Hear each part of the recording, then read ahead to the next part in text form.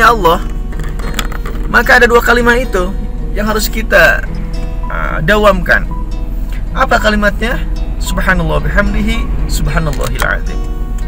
Ma'asyiral muslimin rahimakumullah. Dengan memperbanyak zikir kita kepada Allah, insyaallah hati kita juga akan tenang. Kemudian Allah akan selalu mengingat kita, ya, dan akan memberikan yang terbaik bagi kita dimanapun, kapanpun, dengan siapapun. Di kendaraan, sedang berjalan, sedang tidur, maka hati kita harus terpaut kepada Allah Subhanahu wa taala. Yang kedua, yakni taatul mun'im. Taatul mun'im ini adalah takwa kepada Allah, takwa kepada yang memberikan nikmat kepada kita semuanya. Taatul mun'im. Bagaimana definisi takwa kita sudah tahu semuanya. Imtisar wa minallahi wajdina bunawahi. Menjalani segala perintahnya dan menjauhi segala larangannya. Maka dari itu, mumpung kita masih ada beberapa hari, ya, di 10 hari bulan Ramadan ini terakhir, padahal kita memperbanyak amal-amalan kita melalui peningkatan ketakwaan dan keimanan kita kepada Allah Subhanahu wa taala, ya, memperbanyak amalan soleh. Di antaranya memperbaiki sholat kita. Karena hal yang paling utama dan yang paling pertama adalah sholat. Kenapa sholat? Rasul menyampaikan as-sholatu fid din kama sali ra'si fil jasad. Jadi sholat dalam agama itu bagaikan kepala di dalam tubuh. Bayangkan, kita masih punya tangan, masih punya kaki, masih punya telinga, ya, tapi tidak punya kepala. Mau seperti apa? Apakah masih hidup? Nah, artinya sangat penting sekali sholat ini. Sangat penting. Yang lebih penting lagi, bagaimana cara kita mendirikan sholat.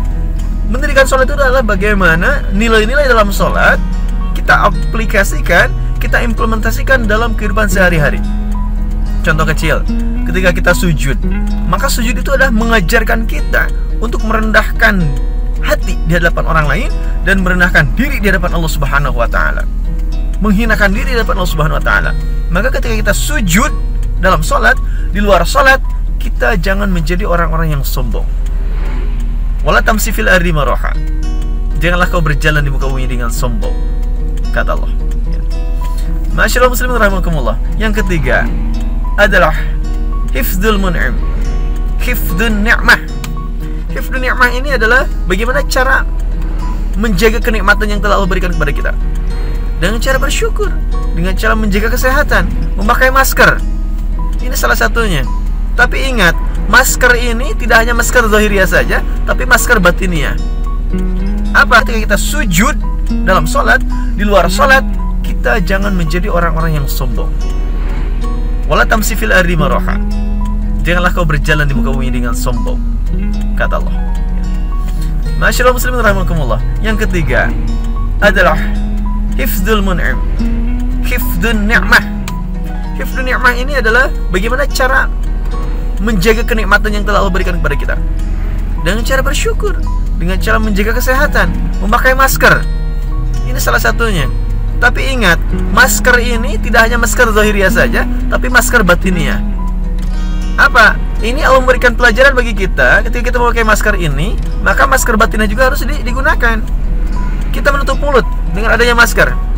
Maka hadis riwayat Bukhari mengatakan, "Man kana yu'minu billahi wal yawmil akhir falyakul khairan aw liyasmut." Barang siapa orang yang beriman kepada Allah dan kepada hari akhir, berbicara baik ataupun berbicara mulia, atau diam. Jadi ketika kita tidak bisa berbicara yang baik, mending diam. Nah, maka masker ini adalah sarana kita, wasilah kita untuk memperbanyak zikir dan memperbanyak diam, menyakiti hati orang lain. Diam untuk menggibah, ya. Diam berbicara yang tidak manfaat. Nah, maka inilah yang disebut dengan balancing antara zahiriyah dan jasadiyah, kesehatan.